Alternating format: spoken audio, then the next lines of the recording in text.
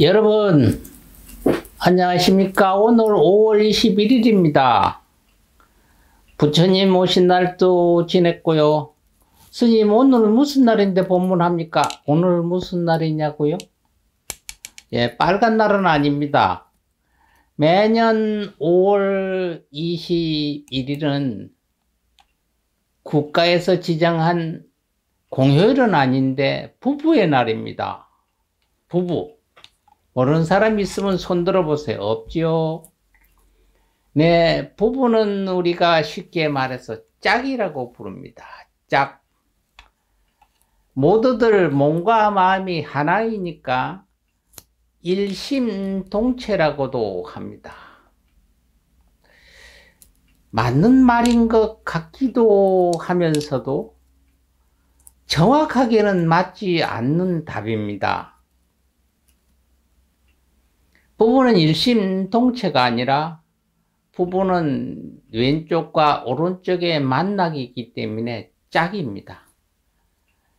왼쪽은 왼쪽으로 오라고 하고 오른쪽은 오른쪽으로 오라고 하면은 다툼이 생깁니다.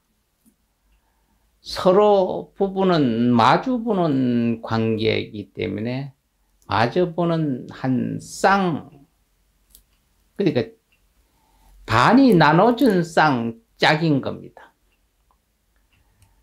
남편은 아내의 뒤를 보아주기 위해서 바라보고 아내는 남편의 뒤를 감시해 줍니다. 그런데 서로 말하기를 한눈 판다고 다툽니다. 부부는 사다리 같고 달리는 기찻길 같습니다. 사다리를 타고 세상을 살아가는 가정, 철로 위를 달리는 가정, 이 가정을 만드는 것이 부부입니다. 5월달은 가정의 달입니다. 가정을 형성하자면 우선 부부가 있어야 됩니다. 부부가 있어야 그 부부가 머무는 집이 형성되고요. 그 집이 형성되면 그 안에 자식을 두게 됩니다. 그러면 그 집에서 부부와 자식이 생활해야 되니까 생활권의 활동을 하는 터가 됩니다. 바로 이게 가정입니다. 철로가 서로 안으로 좁아지면 기차가 탈선하니 이렇게 넓히라고 다투는 것을 부부싸움이라고 하고, 철로가 똑같이 가다 벌어지게 되면 또 기차가 탈선하니 안으로 좁히려고 잔소리하는 것을 우리들은 부부싸움이라고 합니다. 흔히들 남자들이 남편은 하늘이다 라고 합니다. 이 말은 옛날 말이 됐습니다.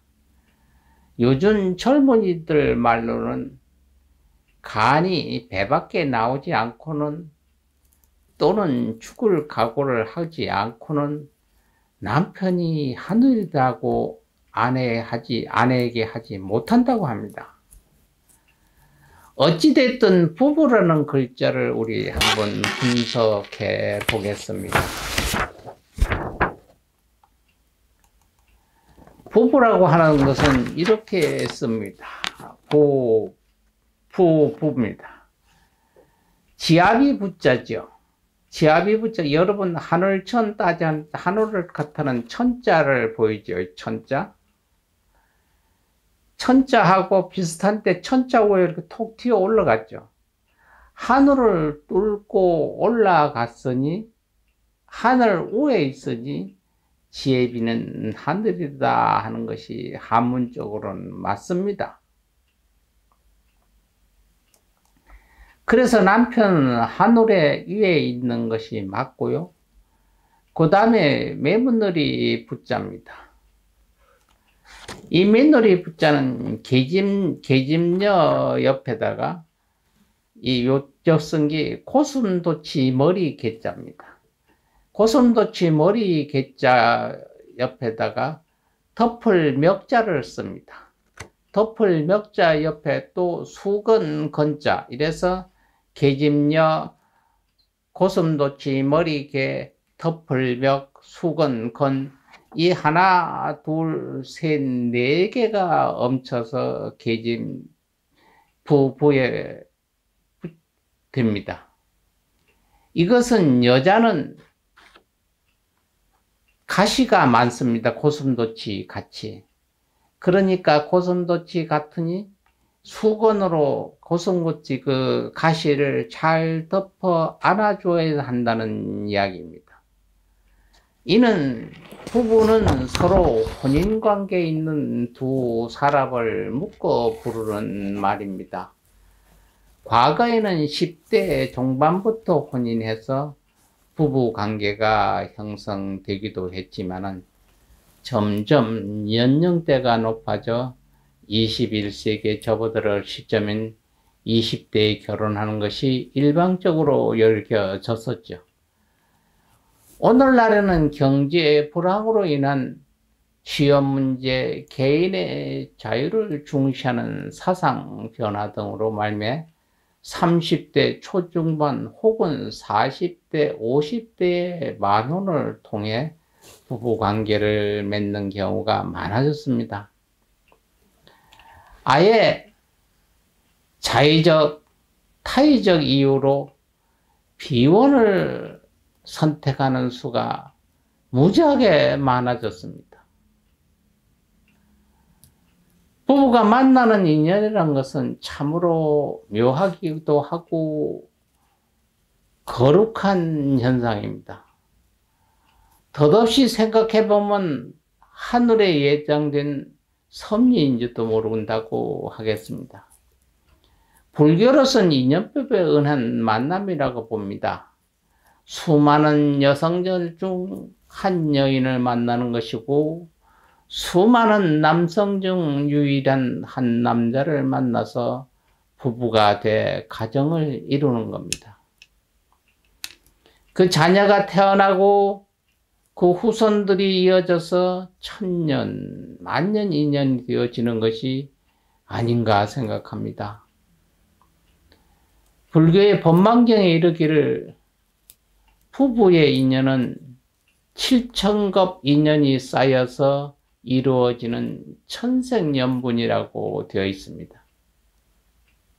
일겁이란 1000년에 한 방울씩 떨어지는 물방울이 집채만한 바위를 뚫는 시간으로 말하니 그 무한한 7천겁의 천년 인연으로 만난 보석 같은 아내요 남편입니다.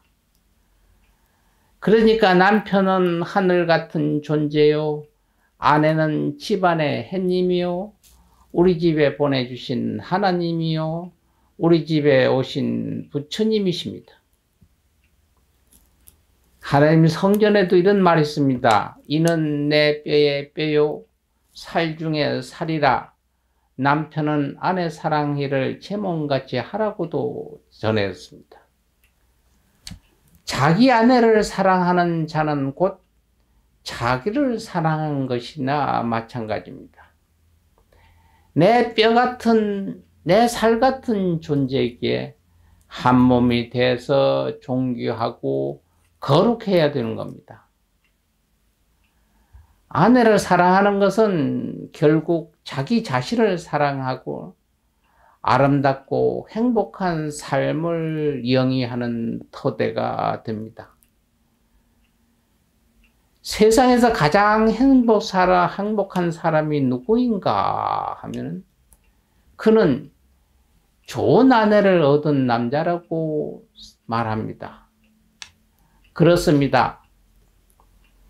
세상에서 가장 행복한 사람은 보석 같은 아내를 얻은 사람이요, 세상에서 가장 행복한 여인은 하늘 같은 사람을 만나는 것이라고 봅니다. 7천갑의 긴 인연으로 만난 내 아내와 내 남편, 내 살 중에 살이요, 내 뼈 중에 뼈로서 이루어진 우리의 부부의 사랑입니다. 나는 새도 짝이 있고 헌식짝도 짝이 있으니 남자와 여자는 화합하라. 그리고 원망하지 마라. 질투하지 마라. 음란하지 말아야 한다. 부처님이나 성인들의 주옥 같은 말씀들입니다. 고운정, 미운정 마주보면서 천년인연을 아름답게 부부연으로 살아가야 할 겁니다. 부부싸움은 칼로 물베기라고 하지요. 그 깊은 정을 말하는 반면에 부부도 돌아놓으면 남이라는 반대 의견을 말하기도 합니다. 십수년 전 가난한 신혼부가 있었습니다. 보통의 경우라면 남편이 직장을 나고 아내는 집에서 살림을 하겠지만 그들은 반대였습니다. 남편이 실직해 집안에서 집안 살림을 하고 아내는 집 가까운 어떤 회사에 다니고 있습니다. 어느 날 아침 쌀이 떨어져서 아내는 굶고 출근을 했습니다. 남편은 어떻게 내가 변통해서 점심을 지어 놓을 테니 그때까지 참으하면서 아내를 출근시켰습니다. 마침내 점심시간이 돼서 아내가 집에 돌아와 보니 남편은 보이지 않고 방 안에는 신문지에 덮인 밥상이 떨렁 놓여 있었습니다. 아내는 조용히 신문을 걷었습니다. 따뜻한 밥 한 그릇과 간장 한 종지 뿐이었습니다. 쌀은 어떻게 구했지만 반찬은 마련할 수가 없었던 모양입니다. 아내는 수저를 들려고 하나 문득 상위에 놓인 쪽지를 봤습니다. 그 쪽지에 황후의 밥, 거린의 찬이라는 글자가 쓰여 있습니다. 우선 시장하기만 하니 이로 면해 주어 남편의 글씨였습니다. 순간 아내는 눈물이 핑 돌았죠. 황후가 된 것보다 행복했던 겁니다. 만금을 주고도 살 수 없는 행복감에 가슴이 뛰었고 부풀었습니다. 남녀가 만나서 부부의 인연을 맺는 것은 새 속에서 맺은 깊은 인연이라고 부처님은 말씀하십니다. 과거에는 부부관계를 주종관계로 파악하고 지아비의 권리만 강조했고 지엄이의 권리는 인정하지 않았습니다. 현대는 서로 평등한 관계로 인정되고 있습니다. 부부는 가정을 이루는 기본 단위입니다. 서로 공경하고 화합하는 것이 가정 화목의 요체이니 자기만의 고집을 내어서는 화합이 이루어질 수 없습니다. 오목과 불력의 원칙을 서로 이해해야 됩니다. 자기를 뒤로 돌리고 상대의 뜻을 받아주는 자세가 바람직한 거지요. 아내는 남편을 부처님처럼 공경하고 남편은 아내를 관세음보살처럼 존경해야 할 겁니다. 세속의 수학은 1 더하기 1은 부부의 수학은 1 더하기 1은 3이라는 답을 내는 관계입니다. 부부라는 것은 오늘 할 일을 절대 하지 말고 무조건 내일로 미루고 단 오늘은 내일 할 일을 하면 됩니다. 이것이 부부인 겁니다. 여러분, 부부 날입니다. 다시 한번 내 앞에 있는 일을 보시고 아, 이게 내 반짝이다 생각하십시오. 여러분 맞아 보십시오. 아름다운 여러분 서로 사랑하십시오.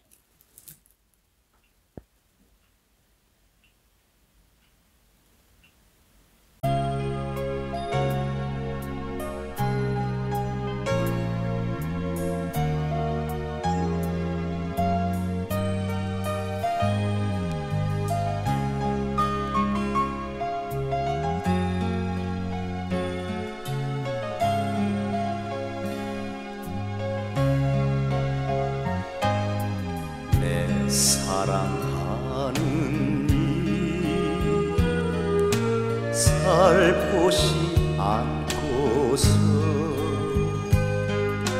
당신 부처님 전에 다녀왔나 내 사랑 당신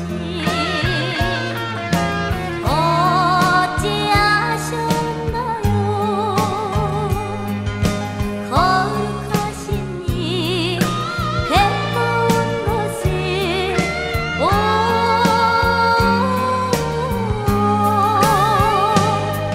그 강향내음에 이님은 날아가고 우리는 정다운 부처님 전부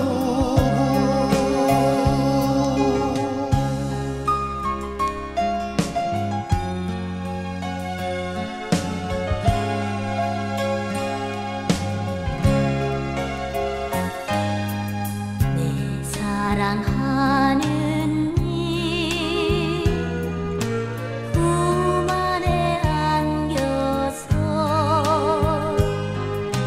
여보 불보살 전에 함께 기도해요. 내 사랑 그새 따르리라 거룩하신 이 찾아 모신